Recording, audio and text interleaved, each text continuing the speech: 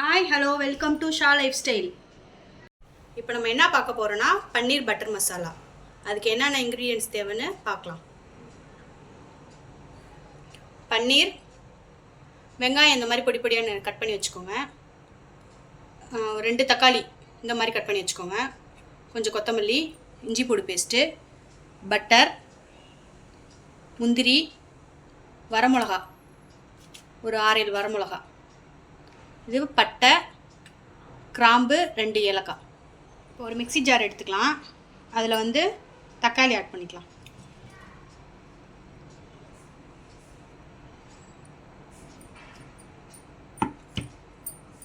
Next நம்ம எடுத்து வச்ச முந்திரி, வரமிளகா,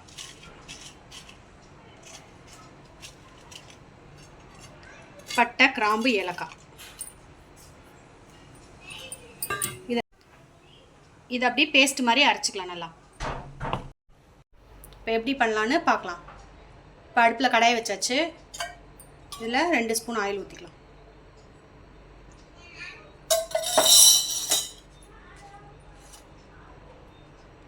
இது பட்டர், இது ஒரு 3 ஸ்பூன் ஊற்றிக்கலாம்.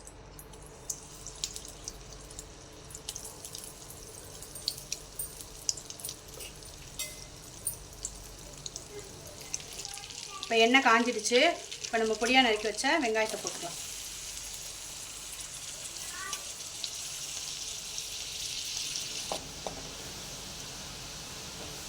வெங்காயம் இந்த அளவுக்கு கலர் மாறணும். நெக்ஸ்ட்டு இஞ்சி பூண்டு பேஸ்ட்டு 2 ஸ்பூன் போட்டுக்கலாம்.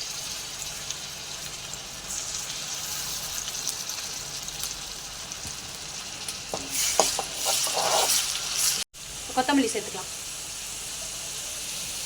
இப்போ இஞ்சி பூண்டு பேஸ்ட்டு வதங்கிடுச்சு, பச்சை வாசனை போயிடுச்சு. இப்போ நம்ம அரைச்சி வச்ச பேஸ்ட்டை அதில் போட்டுக்கலாம்.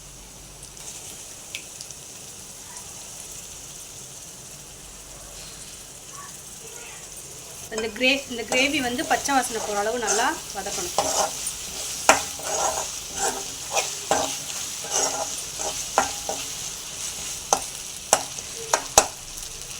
இந்த அளவுக்கு எண்ணெய் பிரிஞ்சு வந்துருச்சு.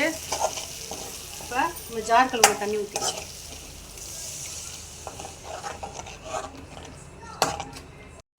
இந்த கிரேவிக்கு தேவையான உப்பு போட்டுக்கலாம்.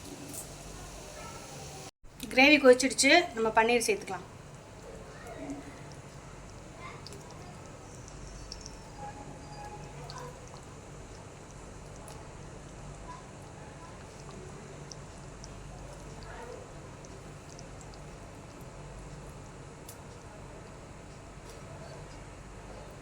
பன்னீரை ஃப்ரை பண்ணியும் சேர்க்கலாம், இந்த மாதிரியும் சேர்த்துக்கலாம்.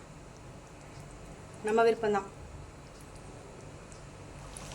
ஹோட்டலில் இந்த மாதிரி அடிக்கடி வாங்கி கொடுக்குறதுக்கு நம்ம வீட்டிலே ட்ரை பண்ணலாம். இந்த பன்னீரில் ப்ரோட்டீன் அதிகமாக இருக்கனால குழந்தைங்களுக்கு ரொம்ப நல்லது. குழந்தைங்களும் விரும்பி சாப்பிடுவாங்க. நம்மளோட பன்னீர் பட்டர் மசாலா ரெடி ஆயிடுச்சு. நீங்களும் வீட்டில் ட்ரை பண்ணி பாருங்கள். எப்படி வந்துச்சுன்னு எனக்கு கமெண்ட் பண்ணுங்கள். வீடியோ பிடிச்சிருந்தால் லைக் பண்ணுங்கள், ஷேர் பண்ணுங்கள், கமெண்ட் பண்ணுங்கள், சப்ஸ்கிரைப் பண்ணுங்கள். பாய்.